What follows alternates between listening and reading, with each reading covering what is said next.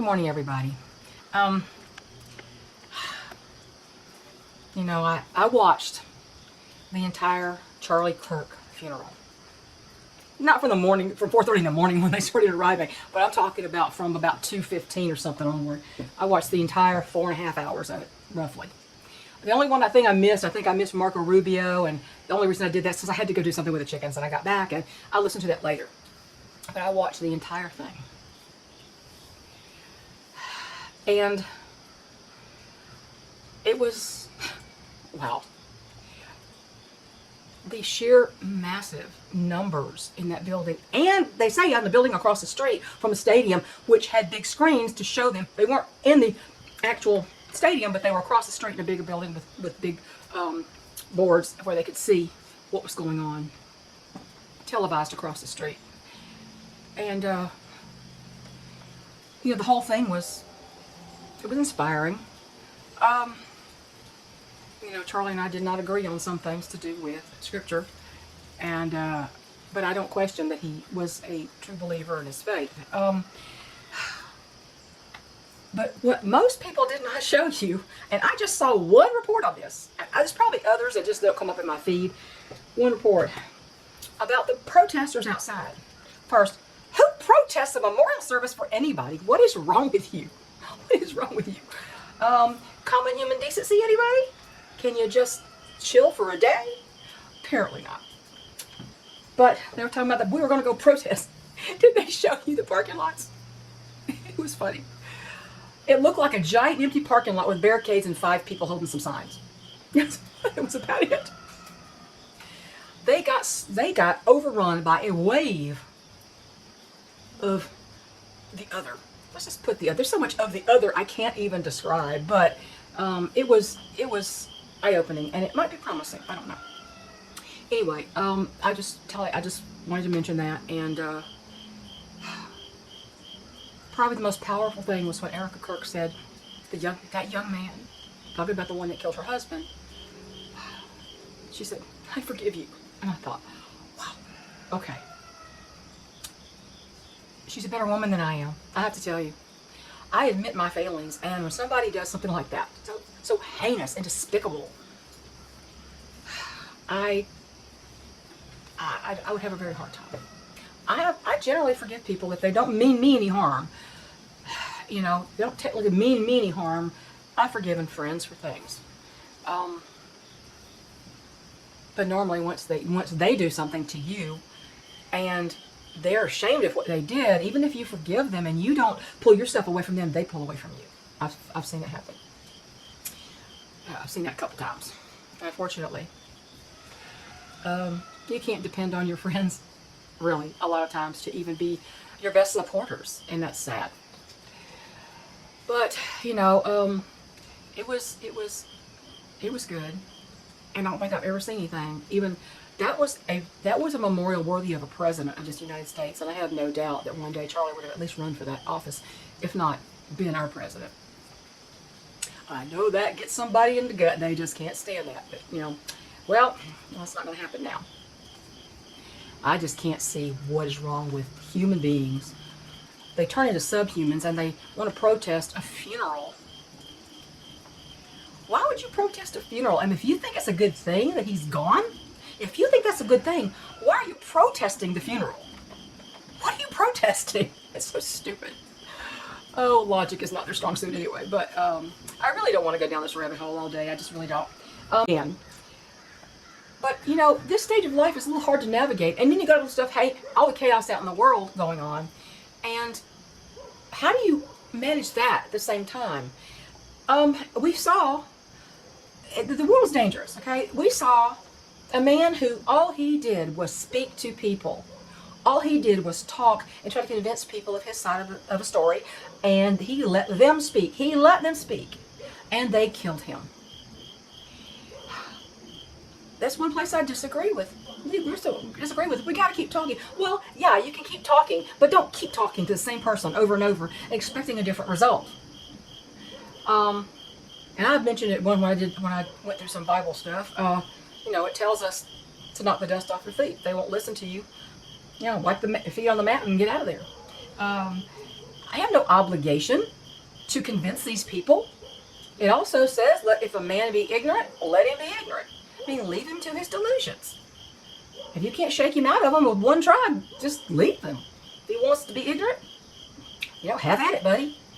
And you can't, if you keep talking, sometimes it doesn't end like people say. In the Pollyanna world they think they're living in, that if you just keep talking, and Charlie to a degree was a little bit of a Pollyanna. He was quite the idealist, and I thought he was a wonderful man. He was quite the idealist. He had a little dose of reality. He knew what could happen to him. I don't believe he didn't have a clue. I'm saying all this to say that you don't even have to be somebody with an audience like Charlie Kirk to have people decide to target you. Ask me how I know that. Ask me how I know that. YouTube has missed my subscriber count for literally years. They've kept it at the exact same number. And I know people have subscribed because people come and say, oh, new subscriber. I'm like, okay, well, they didn't show it in the subscriber count. They haven't done that for years for me. And it's because I told them, I think it's because I told them, I don't want to monetize. I'm not trying to make an income off of this thing. I don't want to monetize. Every time, when I tried that for about a month, all it did was draw a bunch of people. Well, not a bunch of people. All it did was draw more attention from the YouTube overlords, as I call them, to slap my wrist about everything. I can't count the number of strikes and warnings I got during the COVID era.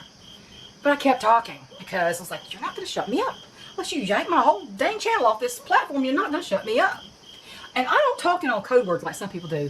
I mean, what is this thing was saying? Well, he unalived himself. Why are they using things not even English to say? Killed himself. What? It's like how, it's almost like they're so, the evil is so crazy. It's like, oh, they have, evil apparently has sensitive ears. You can't see the actual English word? I don't know if any of this makes sense, but I just want to mention that this thing about talking, when the thing that they kept saying was when the talking stops, the violence begins. The talking never stopped with Charlie.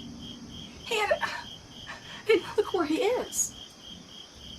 So that saying, it sounds great, but it may not be a practical thing to say.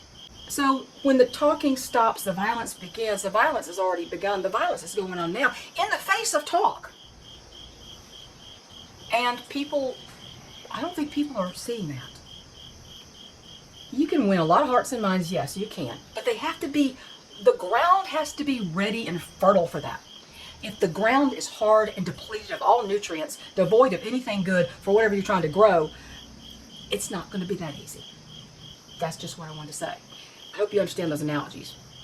But I better go. It's too long, and I just don't want to keep y'all up. Tallulah is on the upswing. She is energetic. She's eating now. She's running around. She's digging in the dirt. She's actually in the pen with Bash. She's with Bash for company. Bash does not like the barred rock hens. He loves the Easter egger hens. Something about them bearded ladies, just like my Isaac, who loved his Easter egger hen June. It was his favorite hen. They sat beside each other every night on the roost.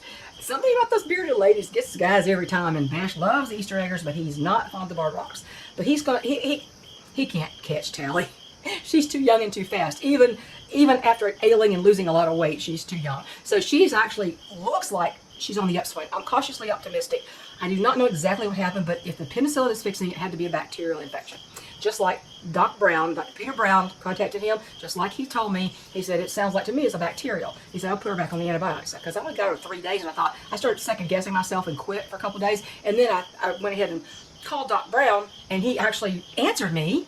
God bless him. And we conferred on he's a PhD in poultry science, so he knows what he's talking about. Even though he can't handle my hen, I just don't know how many more days I should keep going on the penicillin. Normally it'd be a 5-day round, basically. And today's the 4th day again, or fifth day. Is the 5th? I don't remember. Is it the 4th or 5th? I had to recheck by the emails from Dr. Brown back and forth. Anyways, doctor's PhD doctor, not a medical doctor. So that's kind of the rambling message I want to say today. And I will talk to anybody if they'll talk civilly. That's the thing. Most won't. And I talk differently, one-to-one, face-to-face, to somebody than I do broadcasting on this platform, because I'm talking to all sorts of people from all different perspectives. And I make general statements about some things that if I was dealing with a person, I would meet them and gauge their antagonism or their willingness to listen. And then we will go from there. So don't think I'm going to be like, just like I am with every single person, especially if they're very opposed to what I'm saying. I can talk to somebody as long as they let me speak and I let them speak, and that's it. But, that doesn't guarantee you that they're going to be nice to you. It doesn't guarantee you they'll listen, and it doesn't guarantee you they won't try to hurt you. And that's just the reality of it. I'm not a Pollyanna, I don't think that's helpful to be one of those, because it kind of gets you in bad positions that you don't expect to be in. So that's it. Have a great day, and I'll catch y'all later. Bye.